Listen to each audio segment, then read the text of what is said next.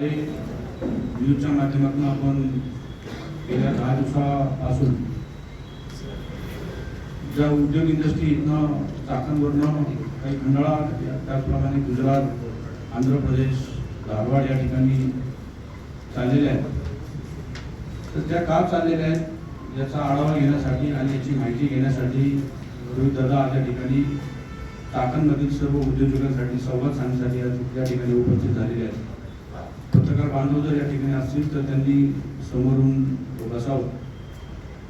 खरं तर रोहितदादा प्रत्येक ठिकाणी ज्या ठिकाणी अडचणी असतात त्या ठिकाणी काम करायचा प्रयत्न करतात आणि खरं तर उद्योजकांची अडचण गेल्या कित्येक वर्षापासून 1990 पासून ह्या चाकण इंडस्ट्रीमध्ये MIDC खूप मोठ्या प्रमाणाने त्या ठिकाणी प्रस्थापित झाली आणि त्या दिवसापासून तर आजच्या दिवसापर्यंत जे इन्फ्रास्ट्रक्चर डेव्हलपमेंट व्हायला पाहिजे होतं ते इन्फ्रास्ट्रक्चर डेव्हलपमेंट एवढंसं झालेलं नाही आहे. परंतु लोकांना सर्वात पसंती जर कुठली असेल ह्या जगामध्ये, मोठी इंडस्ट्री कुठली असेल तर ही चाकण इंडस्ट्री आहे आणि त्याच्यानंतर आता डेट्रॉइटचा नंबर लागतो. परंतु ह्या चाकण इंडस्ट्रीमध्ये सुविधांची एवढी कमतरता आहे. आज प्रत्येक उद्योजकाला त्या ठिकाणी आपला जीव मुठीत धरून त्या ठिकाणी प्रवास करावा लागतो. प्रत्येक उद्योजकाच्या समस्या अनेक आहेत. रस्त्याची परिस्थिती अतिशय भयानक झालेली आहे. त्याचप्रमाणे MSEBीकडे येणारा जो वीज पुरवठा आहे तो कुठल्याही प्रकारचा त्या ठिकाणी बरोबर नसून व्होल्टेजचा प्रॉब्लेम, युनिटचं कॉस्ट इन्क्रीज आणि त्याचप्रमाणे ह्या वाहतुकीच्या समस्यामुळे कस्टमरला ज्यावेळेस शांतभाऊ अग्रवाल इथे आहेत. अनेक वर्षांपासून इथं ते काम करत आलेले आहेत आणि त्यांनी त्यावेळेस जी असोसिएशन तयार केली होती त्या असोसिएशनच्या मदतीने सरकारसाठी न मानता गटर असेल, रस्ते असतील, पाणी असेल याचं नियोजन त्यांनी लक्ष देऊन त्यांच्या इंडस्ट्रियल इस्टेटसाठी त्यांनी त्यांच्या सहकार्याने त्यावेळेस तिथे केलं आणि त्यांच्या त्या इंडस्ट्रियल इस्टेटच्या माध्यमातून सुद्धा ते अनेक युवांना आज नोकरी देत आहेत आणि उद्याही देतील असा मला विश्वास आहे. तिरंगाच्या खाली म्हणजे तिरंगा हातात धरूनच तिथं केलं होतं. त्याला काउंटर म्हणून यांनी तिरंगा रॅली केली.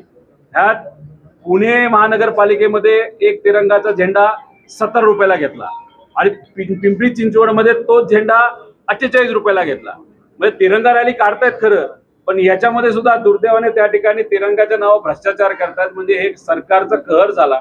त्यामुळे सोशल मीडियावर यांनी किती डोकं फोडलं तरी आता लोक बोलायला लागलेत, युवा बोलायला लागलेत आणि तिथं कुठं ना कुठं तरी या सरकारला आता भीती वाटायला लागली. 12 ते 15 लाख लोक काम करतात. तुम्ही पिंपरी चिंचवड पासून समजा तळेगाव पर्यंत गेला तर 25 ते 30 लाख लोक या MIDC आणि आसपासच्या परिसरामध्ये इथं काम करतात. आता दुर्दैव असं की लांबून यायचं परवडत नाही, कारण वेळ जास्त लागतो. मग त्यांना तिथं अडचण सोसावी लागते. मग काही लोक इथंच आसपास उंच उंच बिल्डिंगा बांधल्या जातात, त्याच्यात ते 10 बाय 10च्या खोल्यामध्ये राहतात. त्याला कुठंच परवानगी नसती, कधी कधी ती भिंत पडते, बिल्डिंग पडते.